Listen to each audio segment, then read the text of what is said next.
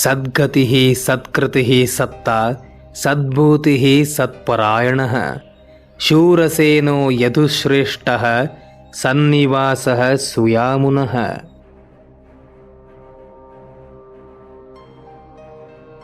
ಮೂಲ ನಕ್ಷತ್ರದ 3ನೇ ಪಾದದವರು ದಿನನಿತ್ಯ 27 ಬಾರಿ ಈ ಶ್ಲೋಕವನ್ನು ಪಠಿಸಬೇಕು.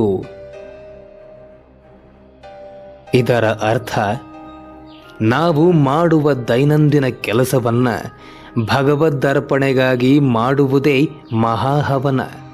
ಇದು ಸಜ್ಜನರಿಗೆ ಗಮ್ಯನಾದ ಭಗವಂತನನ್ನು ಸೇರಲು ಇರುವ ಅತ್ಯಂತ ಸರಳ ವಿಧಾನ.